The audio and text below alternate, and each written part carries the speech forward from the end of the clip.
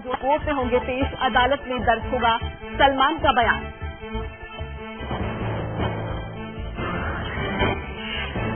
चुनाव में दहशत फैलाने की बड़ी साजिश नाकाम, राजस्थान से मोस्ट वांटेड वकास समेत 4 आतंकी गिरफ्तार, बड़ी मात्रा में विस्फोटक भी बरामद। और T20 वर्ल्ड कप में टीम इंडिया ने वेस्टइंडीज को 7 विकेट से हराया। अमित मिश्रा बने man of the match. Mishra ने 18 रन देकर चटकाए 2 विकेट।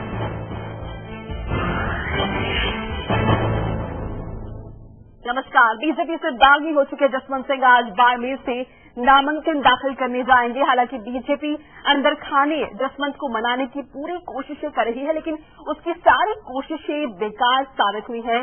जसवंत सिंह निर्दलीय के तौर पर अपना नामांकन दाखिल करेंगे। जसवंत सिंह ने कहा कि बाड़मेर के लोगों का अपमान हुआ है। हालांकि जसवंत सिंह ने कहा कि बीजेपी छोड़ने का फैसला वो बाड़मेर से लोगों से पूछ कर लेंगे। दरअसल जसवंत सिंह राजस्थान के बाड़मेर से पार्टी का टिकट चाहते थे, लेकिन पार्टी ने यहां से सोनाराम चौधरी को अपना उम्मीदवार बनाया है, जिसके बाद नाराजगी सामने आई है जसवंत सिंह की।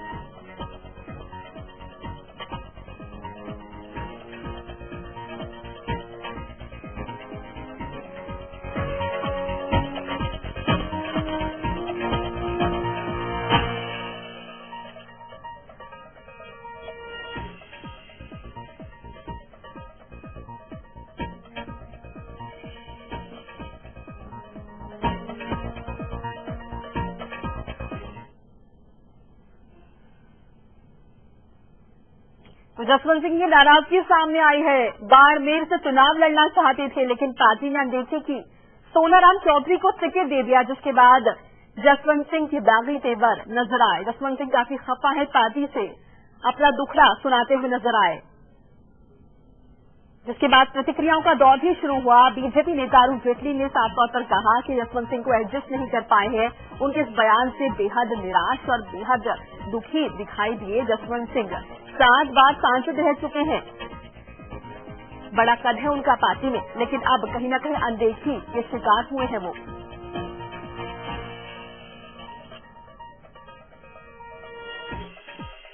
चौधरी जी हमारे बहुत पुराने मेहमान हैं, मेरे साथ संसद में रहे हैं और उन्होंने मुझे दिल्ली में कहा था कि मैं तो आपके पद चिन्हों पे चलूंगा, जहां आप जाएंगे मैं जाऊंगा। ये केवल लाल मोदी ने नहीं, अन्य लोगों के भी मुझे टेलीफोन आए हैं। बहुत ही आभारी हूं उनका।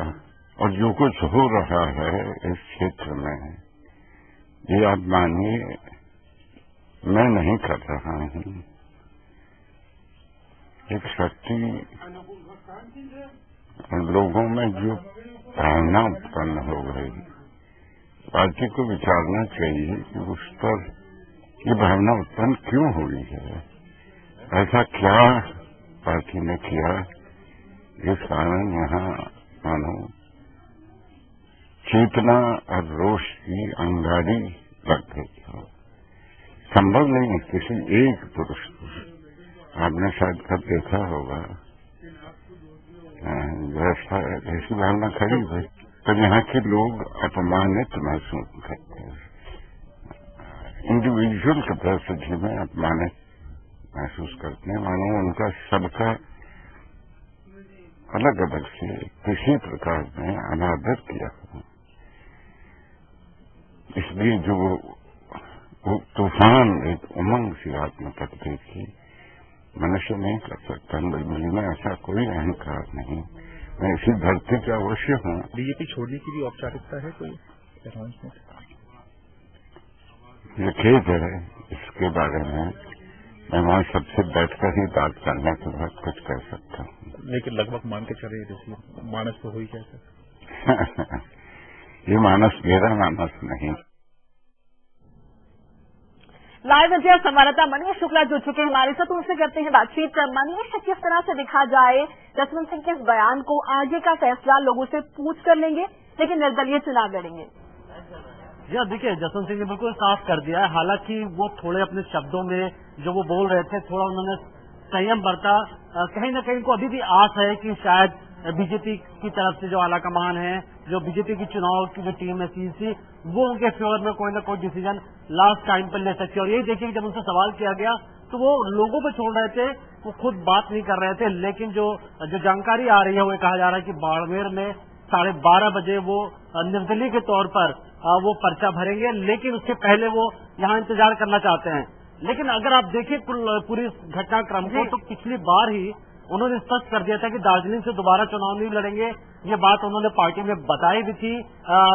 पिछली बार उन्होंने एक बार जब पहले भी जीत की थी, उनके लड़के को टिकट दिया गया था और पार्टी को लगा कि जब उनके बेटे जब चुनाव हार गए थे बाड़मेर से, ऐसे में बीजेपी को लग रहा था कि बहुत बड़ा जनाधार नहीं है। लेकिन जसवंत सिंह अपनी ताकत का एहसास कल भी कराए, उनके तमाम समर्थक बीजेपी के दफ्तर में जाकर उन्होंने घेरा डाला और आज वो थोड़ी डीलिंग का जरूर इंतजार कर रहे हैं कि लास्ट टाइम तक कुछ न कुछ उन्हें एश्योरेंस मिल जाए।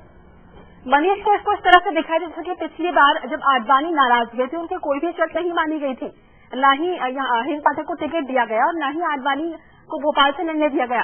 लेकिन फिर भी इस तरह आडवाणी ने संदेश दिया कि वो मान गए हैं। तो क्या कुछ यहाँ भी ऐसा ही होने की उम्मीद है? क्योंकि अब टिकट तो मिलने से रहा बाड़मेर से जसवंत सिंह को, लेकिन कहीं ना कहीं उन्हें वो ये संदेश देना चाहते हैं या फिर कुछ आपसी बातचीत हो कि हाँ वो मान गए हैं, या फिर एक तरह का कॉम्प्रोमाइज कह सकते हैं।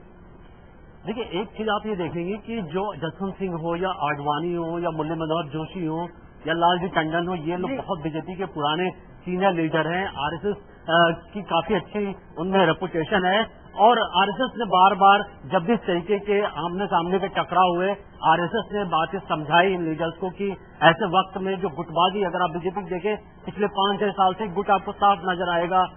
राजनाथ सिंह, जेटली, मोदी का अपना एक अलग खेमा है, सुषमा स्वराज, जोशी, आडवाणी, इन जैसे लीडर्स का, जसवंत सिंह, इन सब का अपना अलग खेमा है। तो आरएसएस को लग रहा था कि ऐसे दौर में जो पार्टी इतने गुटों में बटी हुई है और अगर 2014 के लोकसभा चुनाव में बीजेपी की सरकार बनानी है तो जाहिर है कहीं ना कहीं किसी को सैक्रिफाइस देना पड़ेगा, किसी न किसी को अपना ईगो डाउन करना पड़ेगा। और यही वजह है कि जसवंत सिंह को समझाने की जरूर पर्दे के पीछे कोशिश की जा रही है। लेकिन लगता है कि बाकी केस में तो आडवाणी मान गए हैं, लेकिन जसवंत सिंह नहीं मान रहे हैं और शायद 12:30 बजे सारी चीजें क्लियर भी हो जाएंगी। चलिए, शुक्रिया आपके बातचीत के लिए। जसवंत सिंह नहीं मान रहे हैं, हालांकि आगे का फैसला जनता से पूछ कर लेंगे। शायद वो अभी भी चाहते हैं कि बीजेपी में उन्हें मनाने की कोशिशें और ज्यादा की जाए, किसी तरह का समझौता हो पाए। बीजेपी में कलह की जड़ गहराती जा रही है। अब लालकृष्ण आडवाणी, जसवंत सिंह, हिंद पाठक, सुषमा स्वराज और अरुण जेटली, ये कुछ वो नाम है जो कलह की कहानी में मुख्य पात्र के तौर पर उभर कर सामने आते हैं। फिलहाल सबसे ऊपर नाम चल रहा है जसवंत सिंह का, जो टिकट नहीं मिलने से नाराज होकर बाड़मेर सीट से निर्दलीय चुनाव लड़ने की तैयारी में है। जसवंत सिंह की कुछ ऐसी ही पहचान है सियासत के गलियारे में। जो जसवंत सिंह कभी बीजेपी के मुख्य रणनीतिकारों में गिने जाते थे, आज बगावती तेवर अपनाए बैठे हैं। जो जसवंत सिंह कभी बीजेपी में दूसरों के टिकट फाइनल करने में अहम भूमिका निभाते थे, आज खुद एक टिकट के लिए तरस कर रह गए। नाराजगी की जड़ में है बाड़मेर से टिकट का काटा जाना। जाहिर है पार्टी के इस फैसले से इनके आत्मसम्मान को गहरी ठेस लगी है। लिहाजा राजस्थान से बाड़मेर से निर्दलीय चुनाव लड़ने की तैयारी है। आप देखो साहब, आप कल पर्चा दाखिल कर रहे हैं। या मैं कल करूंगा, ये कल निर्णय हो जाएगा अपने आप। तो सर ये अनाउंसमेंट कल ही होगी? या कल ही। बीजेपी में मोदी युग का आगाज क्या हुआ? पार्टी इतनी जवान हो गई कि 76 साल के बुजुर्ग नेता अब पार्टी में एडजस्ट नहीं हो पा रहे हैं। अरुण जेटली के इससे जुड़े बयान ने बात और भी बिगाड़ दी, जिसका जसवंत सिंह ने कड़ाई के साथ जवाब दिया। पार्टी के एक नेता का वक्तव्य कि हम जसवंत सिंह को एडजस्ट नहीं कर सके, अब हम एडजस्ट कर देंगे। मुझे इस ऐसे शब्दों के चयन के पीछे जो विचार झलकता है वह अहंकार से भरा हुआ और अपमानजनक है। मैं कोई फर्निशिंग, टेबल, कुर्सी वो तो हूं नहीं कि मुझे एडजस्ट करके यहाँ नहीं लगा, जगह नहीं है तो इधर लगा। इस बार जसवंत सिंह बाड़मेर से टिकट मांग जरूर रहे हैं, लेकिन इन्होंने बाड़मेर से कभी चुनाव नहीं लड़ा।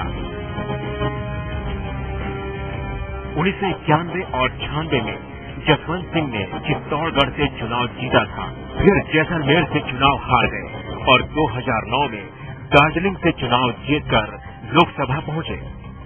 लेकिन इस बार जसवंत ने साफ कह दिया था कि ये उनका आखिरी चुनाव है और वो अपने राज्य से ही लड़ना चाहते हैं। लेकिन इनकी चाहत पर उस समय बिजली गिर गई जब केंद्रीय चुनाव समिति की बैठक के बाद से जसवंत सिंह का टिकट बाड़मेर से काट दिया गया। पार्टी के इस फैसले से खुद सुषमा स्वराज हैरान है। सुषमा ने टिकट काटने पर ही सवाल खड़े कर दिए। निर्णय पार्टी ने किया है, साधारण निर्णय नहीं है। असाधारण निर्णय अकारण तो नहीं लिए जाते, कोई न कोई कारण रहा होगा, लेकिन मुझे स्वयं को व्यक्तिगत रूप से इस निर्णय से सियासत के गलियारे में चर्चा इस बात की भी है कि जसवंत सिंह कांग्रेस का दामन थाम सकते हैं, लेकिन बयान देकर इस अटकल को सिरे से खारिज कर दिया गया। बहुत अपमानजनक होगा, इसलिए कांग्रेस को ये सूझी। जीवन भर मैं भारतीय जनता पार्टी में रहा हूं और कभी सोचा ही नहीं कि मैं किसी अन्य पार्टी में जाऊंगा। कांग्रेस ऐसा सोच रही है, वो अपने चरित्र और स्वभाव के अनुसार कर रही है, वो व्यर्थ अपना समय न बर्बाद करे तो अच्छा होगा। टिकट बंटवारे के बाद बीजेपी में मचे घमासान से जो तस्वीर सामने आ रही है, उस तस्वीर में आडवाणी, सुषमा और जसवंत एक किनारे पर खड़े दिख रहे हैं, जो बीजेपी के लिए बिल्कुल भी शुभ नहीं है। खास तौर पर मोदी को सजग होकर इस मसले को शांतिपूर्वक निपटाना चाहिए, नहीं तो कहीं ऐसा न हो कि कला का तेजाब कमल की जड़ को ही जलाकर खाक कर दे।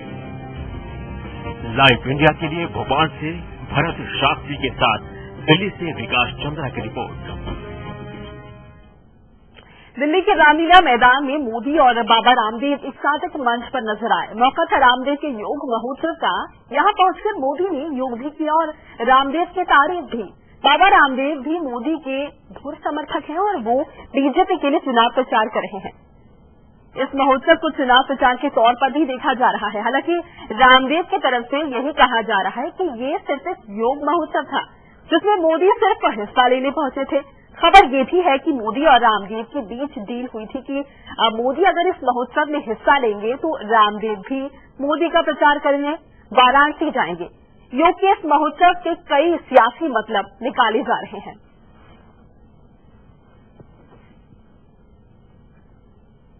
और बाबा रामदेव ये वही रामलीला मैदान है जहां कभी रामदेव और उनके समर्थकों को पुलिस के डंडे खाने पड़े थे, लेकिन रामदेव ने यहां बीजेपी के पीएम उम्मीदवार के साथ बैठकर कई सियासी संदेश देने की कोशिश की। बाबा रामदेव आज नरेंद्र मोदी के साथ रामलीला मैदान में योग करते हुए देखे। नरेंद्र मोदी के साथ योग, क्या इक्वेशन है बाबा? सारा देश ही योग करे, जुड़े, जातियों में, मजहबों में, पंथों में बटा हुआ देश, और देश जुड़ेगा तो देश आगे बढ़ेगा। बाबा जी, आपने कहा लास्ट में समर्थकों से आपने कहा कि इशारा समझ लीजिए। साफ साफ आपने कुछ कहा नहीं, लेकिन बगल में आपने नरेंद्र मोदी की तरफ इशारा किया। फिर क्या इशारा है देश के लिए? इशारा एक ही है, आशा एक ही भी कैसे है, बाकी तो चारों तरफ निराशा है। और इस निराशा भरे वातावरण में जो अपेक्षाएं नरेंद्र मोदी से हैं वो उनको पूरा जरूर करेंगे। बाबा, आपने इसी रामलीला मैदान में आपके साथ दुर्व्यवहार हुआ था पुलिस के द्वारा और आपने लाठियां खाई थी वहीं पर। कैसा लगता है आज जब आप नरेंद्र मोदी आपके साथ थे, तो कहीं ये कोई एक तरीके से आप जिन्होंने लाठियां बरसाई थी, जो सरकार ने आपसे बर्बरता की थी, उसके खिलाफ ये रैली हुई थी? अब इन सब बुरे दिनों का, बुरे लोगों का, सब बुराइयों का अंत होने वाला है। अब सत्य की, धर्म की, न्याय की विजय होगी। वक्त एक छोटे से ब्रेक का, खबरें लगातार जारी हैं।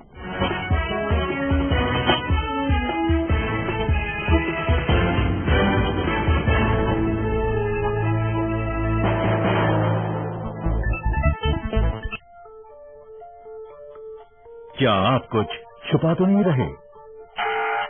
Property transaction, cash deposit, big purchases, purchase of shares, bonds and debentures, कुछ छुपाइए नहीं, क्योंकि हम सब जानते हैं। आयकर विभाग के नोटिस का इंतजार मत कीजिए।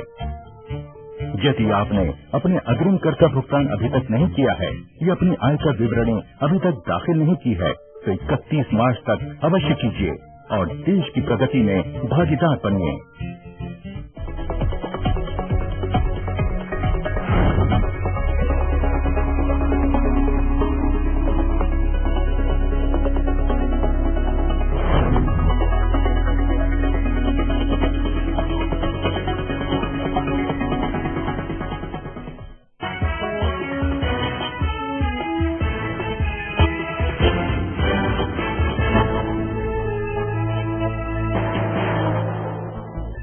मुंबई के सक्सेना कंपाउंड में फोटो पत्रकार से गैंगरेप मामले में आज कोर्ट दोषियों पर सजा तय करेगा। महिला पत्रकार के साथ गैंगरेप में सरकारी वकील ने सभी दोषियों के लिए फांसी की सजा की मांग की है। इसके पहले 20 मार्च को कोर्ट ने गैंगरेप के चारों आरोपियों सिराज खान, सलीम अंसारी, मोहम्मद कासिम उर्फ कासिम बंगाली और विजय जाधव को दोषी करार दिया था। पिछले साल अगस्त के महीने में 22 अगस्त को 5 लोगों ने गैंगरेप की वारदात को अंजाम दिया था। इनमें से एक नाबालिग था, जिस पर जुवेनाइल कोर्ट में मामला चल रहा है।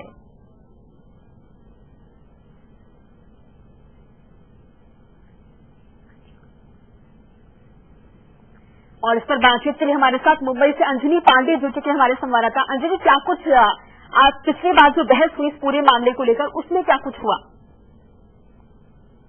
देखिए, यूँ तो आज अदालत ने आज का दिन मुकर्रर किया था कि जो आरोपी हैं, खासकर फोटो जर्नलिस्ट के साथ गैंगरेप में, उनको सजा सुनाई जाएगी। लेकिन इसी बीच जो उज्ज्वल निकम यानी कि जो सरकारी वकील हैं, उन्होंने कोर्ट के अंदर 376E जो कि अमेंडमेंट रूल है, नया रूल आया है निर्भया रेप केस के बाद, जिसमें ये कहा जाता है कि अगर कोई आरोपी एक से अधिक गैंगरेप की वारदात में शामिल रहा हो तो उसको रेरेस्ट ऑफ फेयर केस मान के फांसी की सजा भी सुनाई जा सकती है। क्योंकि इसमें 3 ऐसे आरोपी हैं जिन्होंने टेलीफोन ऑपरेटर के साथ गैंगरेप किया और वही आरोपी फोटो जर्नलिस्ट के साथ भी गैंगरेप में शामिल थे और वो दोषी भी पाए गए हैं।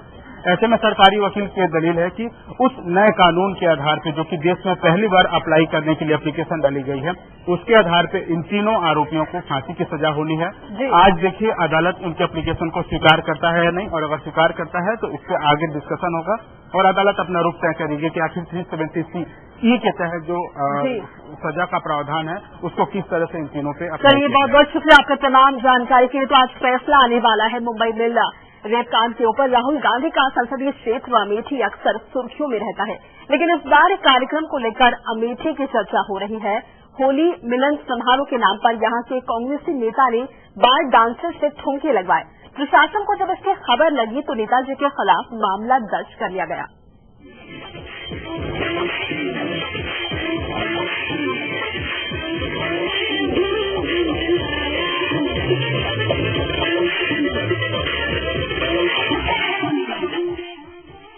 चुनावी मौसम में बार बालाओं के ठुमके लगे तो इसे देखने के लिए भीड़ भी इकट्ठी हो गई।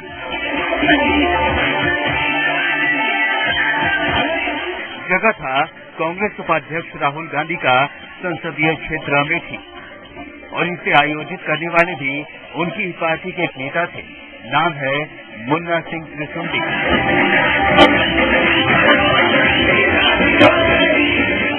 ऐसा नहीं था कि कार्यक्रम को आयोजित करने के लिए प्रशासन से इजाजत नहीं ली गई थी, लेकिन ये इजाजत सिर्फ होली मिलन समारोह के लिए ही थी। लेकिन नेताजी ने मंच पर बार बालाओं से ठुमके लगवा दिए और लोगों के बीच बैठकर खुद भी मनोरंजन करते रहे।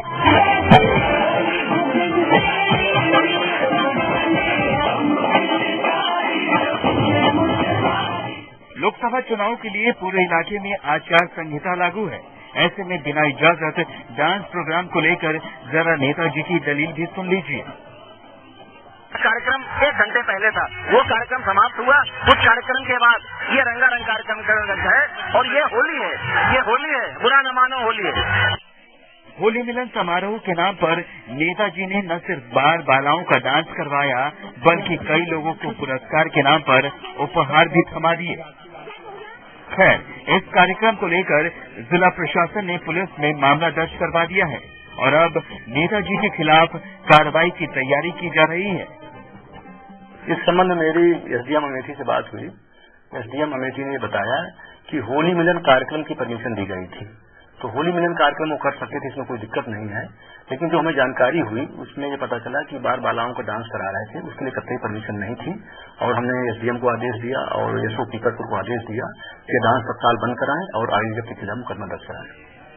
अमेठी से आप उम्मीदवार कुमार विश्वास के साथ झड़प के मामले में त्रिसुंडी के खिलाफ इससे पहले भी मामला दर्ज हो चुका है, लिहाजा इस डांस कार्यक्रम विवाद के बाद विश्वास को कांग्रेस पर हमला करने का एक नया मौका मिल गया है। मुझे लगता है कि राहुल गांधी और केंद्र सरकार पूरी तरह से बैकफुट में है और किसी तरह अमेठी का किला बचाने के लिए चाहे बाल बालाओं को नचाने का काम हो और चाहे घर परिवार की लड़कियों के अस्मत पर हाथ डालने का काम हो, दोनों तीनों काम करेंगी। लेकिन इसे कहा जाता है विनाश काले विपरीत बुद्धि। मुन्ना सिंह त्रिशुंडी जैसे जो पालित हैं राहुल गांधी के, वही राहुल गांधी की बड़ी पराजय का कारण बनेंगे। चुनावी मौसम में हर नेता किसी न किसी बहाने लोगों को लुभाने की कोशिश में लगे रहते हैं और शायद यही कोशिश त्रिशुंडी भी कर रहे थे। लेकिन पुलिस में मामला दर्ज होने के बाद उनके लिए नई परेशानी खड़ी हो सकती है। Bureau report, live India. एक छोटा सा ब्रेक, जल्द लौट रहे हैं।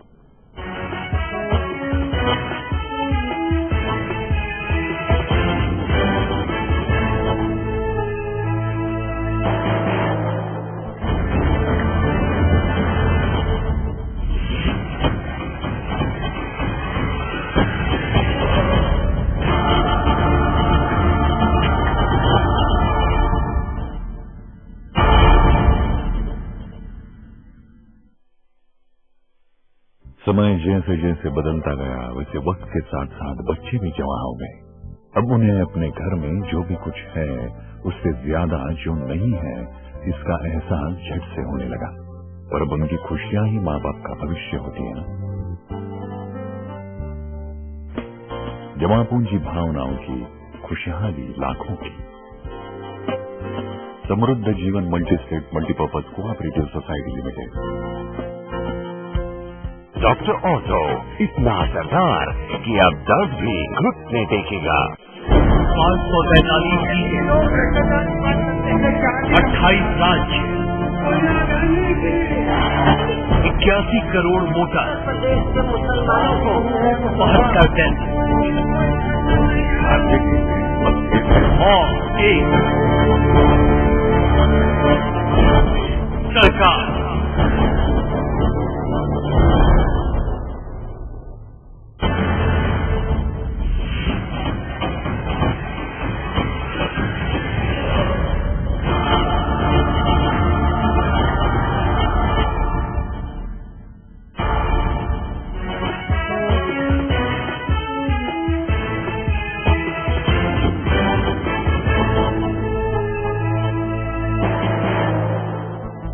ब्रेक के बाद स्वागत है आपका। टीम इंडिया ने T20 वर्ल्ड कप में अपना दूसरा मैच भी शानदार अंदाज में जीत लिया है। इस बार धोनी के धुरंधरों ने वेस्टइंडीज को 7 विकेट से रौंद दिया। टीम इंडिया की ओर से रोहित शर्मा ने सबसे ज्यादा 62 रन बनाए तो विराट के बल्ले से भी लाजवाब पारी निकली। विराट ने 54 रनों की जबरदस्त पारी खेली।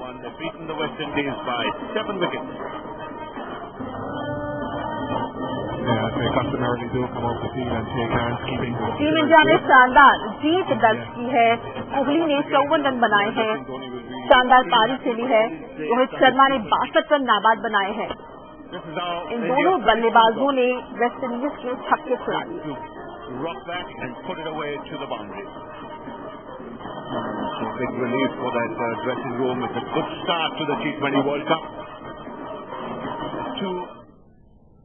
और इसी के साथ ही बुलेटिन में फिलहाल इतना ही, लेकिन जाते जाते देखिए लाइव इंडिया की खास मुहिम शपथ।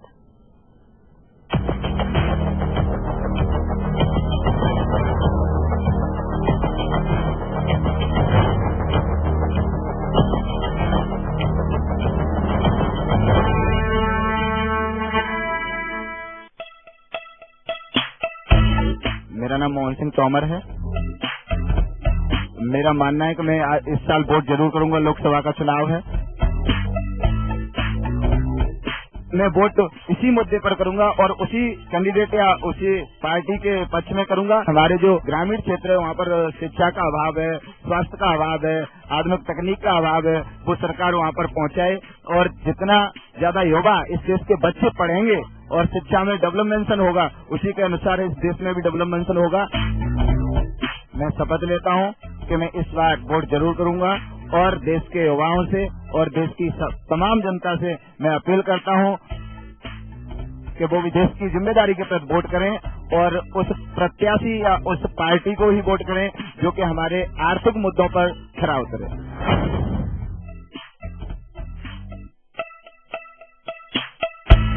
मेरा नाम विनीता है। सारे नेता आते हैं कि हम ये करेंगे, लाइट की सुविधा करेंगे, पानी की सुविधा करेंगे, वो सब नहीं होती है। वोट डालने के लिए कहते हैं, कोई हमारी परेशानी हल नहीं करता, कोई ध्यान नहीं देते हैं। किस पे विश्वास करें? हमारे बच्चों के लिए कोई सुरक्षा नहीं है। हम रोडों पे निकल नहीं सकते। बहन बेटी रात रात में ना दिन दहाड़े। मैं शपथ लेती हूँ जो नेता अच्छा काम करेगा मैं उसी को वोट दूंगी।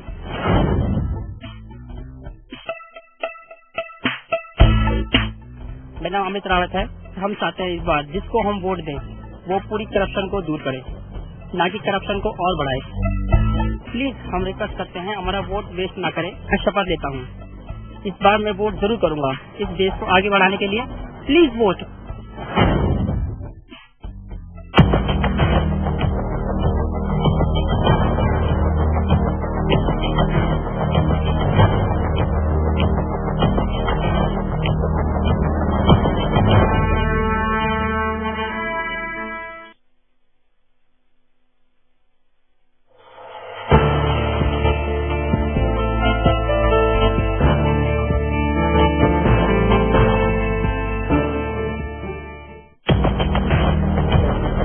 बनाने की, देश को बचाने की,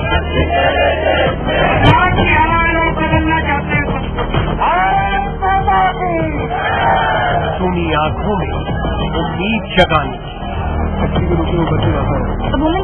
देश से करप्शन मिटाना है, अपनी भी कमियों को दूर भगाने की। उम्मीद है कि वहाँ के हालात काबू में आ सकते हैं। अधिकार की बात की है, हमारा एक वादे का हिसाब देने की। अब हम स्वास्थ्य का अधिकार लाएंगे। इकोनॉमी को आगे बढ़ाना होगा। इंडिया ले रहा है शपथ, इंडिया को वोट देने की। देखना चाहेंगे शामिल हो जाइए हमारे साथ और लीजिए देश की सबसे बड़ी शपथ।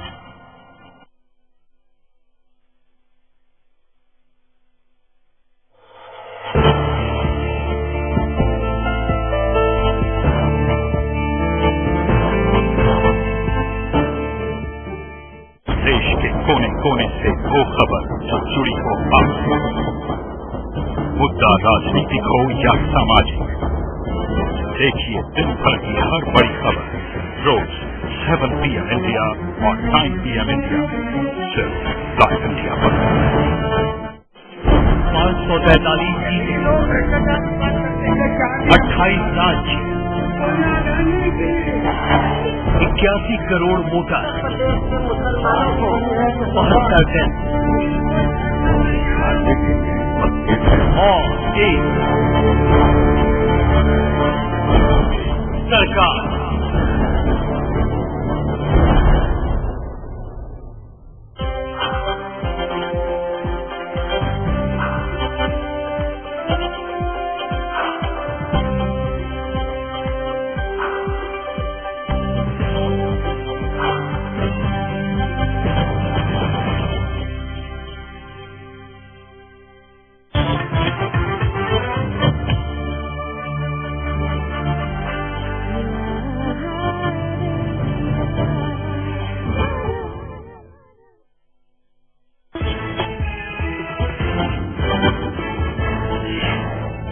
बीजेपी से बागी रुख अपनाए जसवंत सिंह आज बाड़मेर से भरेंगे नामांकन। निर्दलीय लड़ेंगे चुनाव। जसवंत को मनाने की बीजेपी की कोशिशें बेकार।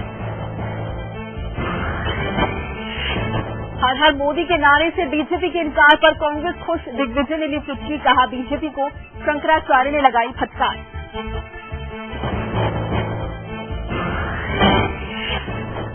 बोगस वोटिंग पर दिए बयान से शरद पवार का यू टर्न। चुनाव आयोग से हुई शिकायत के बाद कहा मजाक में दी थी सलाह।